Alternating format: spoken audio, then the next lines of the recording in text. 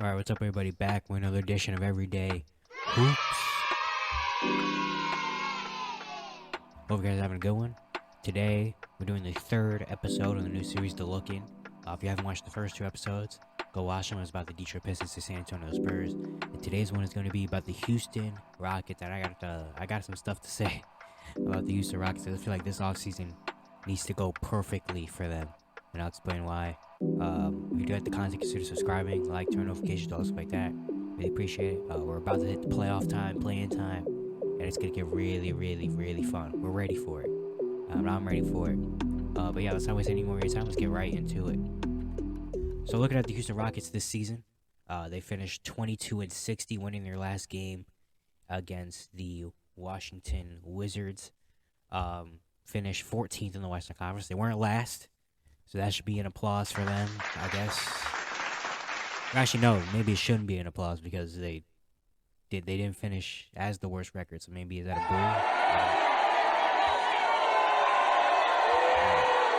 I don't know. Yeah, they finished 22-60.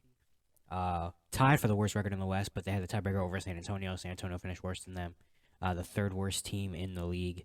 Yeah, they were bad. They were the Houston Rockets. You know, we all expect the Houston Rockets at this point to be bad. And, well, let's talk about some positives first before we get to the negatives, because there's a lot of negatives. The positives, Jalen Green took some steps this season. He had a tough start to his rookie year last year, but then near the end of this year, he kind of found his self. And this year, he improved even more. He played pretty good. He averaged 22 points, 3 rebounds, 3 assists. Of course, the efficiency's still not there yet. Shot just 41% from the field, 33% from 3. 78% for the free throw line. So you want him to be more efficient, but then again, it kind of makes sense he's inefficient because the Rockets don't have a point guard. And it's really kind of just, most of his buckets are him just isoing all the time. And he's only 20 years old. I guess some of the best basketball players in the world. So it's kind of tough to not be inefficient, I feel like, if you're Jalen Green. But I really feel like he took a lot of steps. He has some big moments scoring the ball this year, and he's shown, his scoring ability is why he was drafted number 2 overall. He's a great athlete and amazing. He has a lot of scoring potential. It's just all the other things, the defense and the passing and stuff like that he still has to improve on. But scoring-wise, he's really good. Alperen Sengun opened a lot of eyes this year. He was really good when he did play, of course. He averaged just under 15 points with 9 rebounds, 4 assists. He shot 55% for the field, 33% from 3, even though he didn't take a 3 per game. But yeah, he showed a lot of potential, especially like around that January-ish, February mark. He really started going off, having near triple-doubles, triple-doubles, making some amazing passes, scoring the ball as well, has some big rebounding games. Like, Alperen Sengun is a real deal, man. He really looks like a future really, really good center in the NBA. I like to see him do that. K.M. Martin Jr. was a big surprise this year as well. He requested a trade before the season. The Rockets just said no, apparently. But K.M. Martin Jr. came out and really balled out. He averaged 12 points, 5 rebounds, and assists. Shot 57% for the field, 31% from 3. He was just like their steady rock kind of for them on the wing, Brings a lot of energy, highlight plays, dunks, blocks, shooting the 3, solid defensively. And he was just really, really good. These Rockets, a really good wing for them. I really like Tari Eason as well. They got him mid-first round, and he played very, very well. He played all 82 games, same as Kenyon Martin Jr. He averaged a 9, 6, an assist, a steal. Shot 44% for the field, 34% from 3, 72% for the free throw line. I think he's going to be an amazing player as well. I did a video when I talked about him and my 3 rookies to pay more attention to. Go watch that. I said the same thing in the Spurs about Malachi Branham. But yeah, I think Tari Eason is going to be a very, very good player as long as he keeps developing. I think that was an amazing get for the Rockets. Jabari Smith Jr., it took him a little while, but the last month and a half-ish of the season, he really started to show why he was a top prospect. He finished averaging just 12 points and 7 rebounds per game. But if you look at the last month of him, he played really, really good. Still some things he got to work on, though. The defense was decent. Could be a little better. He could be better efficiency-wise. For the season, he only shot 30% from 3 on 5 attempts, which is not that good. But yeah, he needs to learn that more. And of course, the creation, getting his own shot was a big thing for him. So he still needs to improve on that and be more consistent throughout the entire year. But from the last month and a half of the season, I think there's some good things. Kevin Porter Jr. has some moments as well. The last month of the season, he missed a lot of time. He only played 59 games, but he averaged 19, 5 and 5, shot 44% from the field, 36% from three. He played solid as well. But those were the positives about the Rockets. And honestly, the last like about 2 months of the season, they actually kind of looked competitive. You know, they were winning some games. They beat the Celtics. They beat the Lakers. They won a 3-game win streak, which for them is huge. They just look more competitive. They don't look like the 15-win Houston Rockets or anything like that. They actually look kind of competitive. So that could be something that they can build on maybe next year. But yeah, but then you get to a lot of the kind of points. They still just have no kind of structure. Like, I feel like the Rockets are the worst team in the league. Not just record-wise, but, well, record-wise, they weren't the worst in the league. But just looking at them play and everything, taking everything into account, like front office, roster construction, like the way they play everything, I feel like they're just the bottom, the dumpster fire. Like, there's not really any culture there. You could see it. All the things that have come out about them, how there's no real culture over there in Houston. There's no real leadership or accountability. I feel like taking anybody. They don't have any veterans. Steven Stiles hasn't been the best coach over there. It's literally an AAU team. I say it all the time, but it's literally just an AAU team. It's like a bunch of kids just going out there and doing whatever they want, trying to get highlight plays, trying to get buckets, just doing whatever. No one really there is a coach, but it's not really coaching. Like, it's literally like an AAU, like a high school team out there.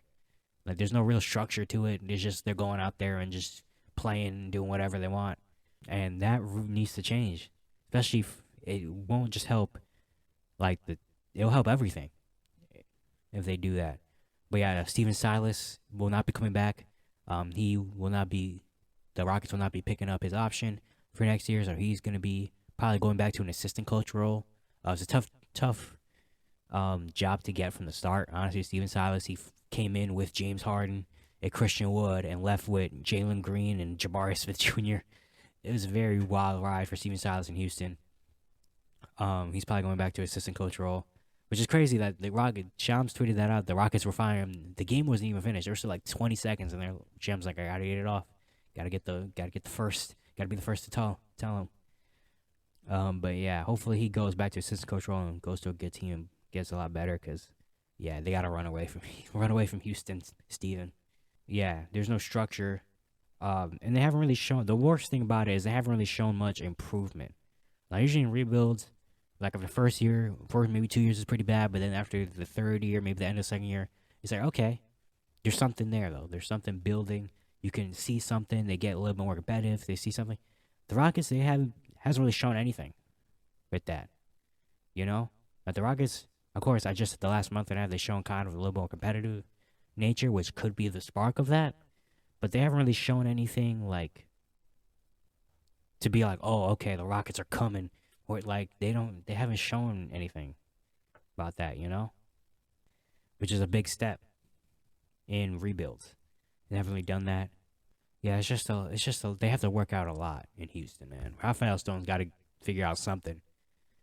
Which leads me to my next thing, why I feel like this offseason kind of has to go perfectly for them. Starting with the coaching decision. Again, Steven Silas won't be coming back.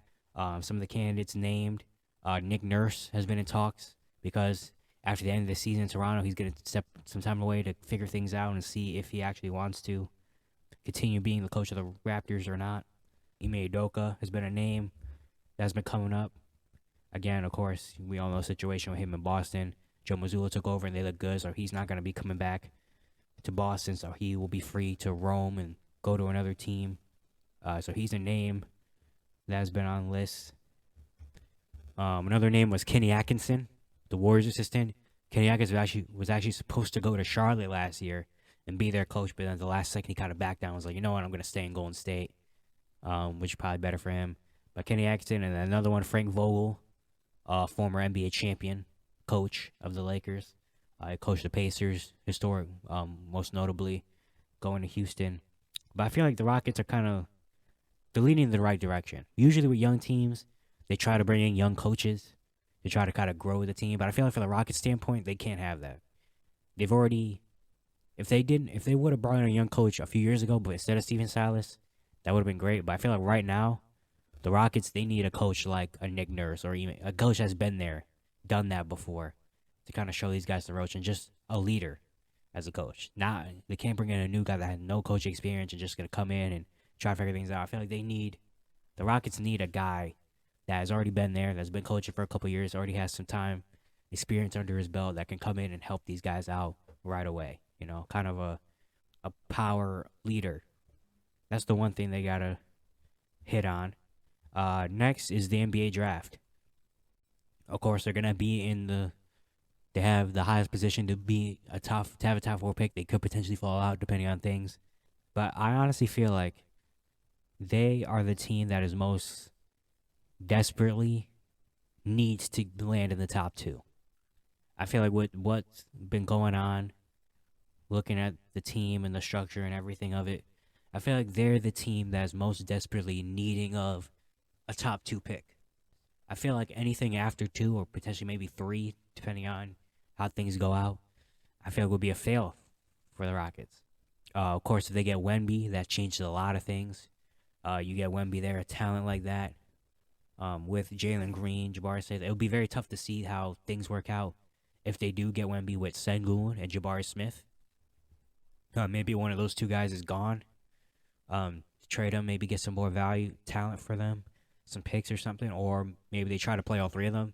Try to do what Cleveland did with Larry Marketing, where they moved Jabari Smith to the 3 and have Sengun and Wemby. But that I don't know. I don't like that a whole lot.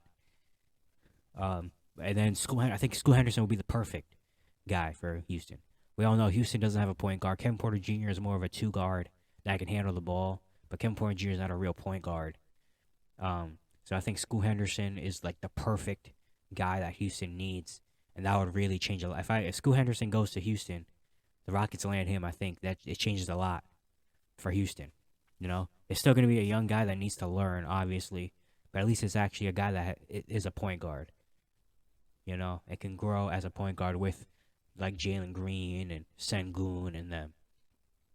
But yeah, I feel like after that, the Rockets kind of can't get into a 3 to 5 position because after that, Brandon Miller, I mean, cool as a small forward, but he's kind of similar to Jabari Smith Jr. I feel like in a way, where they're like not. Brandon Miller can create better, can't get his own shot off, especially from the 3-point line, but he's not a guy that's gonna be like a two-way wing. Give me the ball, I'm gonna go get a bucket type of guy. Brandon Miller is more of a catch and shoot, but also I can create from the 3-point line. I don't know. I just don't like the fit suit a whole lot for them. And then the Thompson twins, I don't think the Rockets need. The Rockets only have Jalen Green. I don't think they need another guy. I know Thompson twins, yeah, they're not real point guards, or they're more 2 guards, very athletic, not amazing shooters, but super athletic, can handle the ball. And that's kind of similar to the Jalen Green. So I don't know if I want them in Houston. And then Cam Whitmore could potentially be a guy for Houston as well. If they don't get the top 2, Cam Whitmore can be a guy they look out for. But yeah, I honestly feel like the Rockets are the most desperate team, and where they end up, they need a top 2 pick. Like if they land outside the top 2, I feel like it's gonna get worse. Well, maybe not worse, but it won't get that much better in Houston. So they gotta land the coach, the draft pick, and also it's a big one because there's potential that the Rockets don't have their own first round pick for 2024. Their 2024 first round pick was thrown around, and Oklahoma City apparently has Houston's 2024 first round pick, unless the Rockets are horrible again and end up in the top 4. Rockets keep it, but anything 5 or less goes to OKC. But they also do have, one good thing is they do have Brooklyn's first round pick from the James Harden trade, and now with Brooklyn maybe potentially going into a rebuild or something, and they're not going to be a playoff lock next year, so maybe they can have another solid, maybe late lottery pick next year. But their first round pick is not in their control, next year. So that's the thing to worry about. And then free agency is the last part. They're going to have some money, obviously, because everyone on their team is a 20-year-old with a rookie contract. So that's going to be a big thing. A lot of talk about James Harden potentially coming back to Houston, which I don't really buy because why? If I'm James Harden, why do I have any intention of coming back to Houston to just go over there and what? James Harden at this point, at 30, I forgot how old James Harden is, but at this point, James Harden's not changing, going to Houston and turning them from a 21 win team to a 45 win team playoff lock. Like, I don't think that's happening in Houston unless they get Harden and then get someone else and then draft Wemby. Like, unless it's some crazy luck happens in Houston, I don't see that happening. There's also been some talks about maybe a Jaylen Brown trade or maybe Rockets trading to go get a young star, which I don't know. What other assets they got? They got Kevin Porter Jr. They do have guys like maybe Ty Washington, Usman Garuba, Josh Christopher. But then again, how much value do they really have? Because those guys haven't really played a lot, haven't really shown anything in the NBA yet. So I don't know how much value they have, unless they're giving up some picks. Which I'm from Houston. Why am I giving up picks? They already gave up or got some picks. I don't know why I'm giving up some picks. But yeah, I feel like the Rockets really need this offseason to kind of go perfectly for them. They got to get the right coach. They got to get the great draft pick, and they got to hit free agency. They don't need a star in free agency, but they got to get a veteran or two, maybe try to sneak away a restricted free agent somewhere to help them out. Like, the Rockets need some stuff, man, because if none of this works out, if they get like number 4 pick and maybe they don't hire a great coach, and this could keep the Rockets could just stay in this bad bottom of the league laughing stock kind of role, man, which would suck. The Rockets really need to figure something out, some culture, something. Things have to change in Houston because if it doesn't, then all these young guys that have so much potential aren't maybe gonna live up to their potential, and it's gonna get pretty bad over there.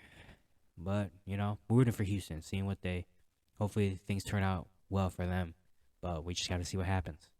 Thank you guys for watching this episode. Again, if you haven't watched the first 2 episodes, go watch them. If you'd like to contact, consider subscribing, like, turn notifications, all stuff like that. Really appreciate it. Really upset a lot. And I'll see you guys tomorrow.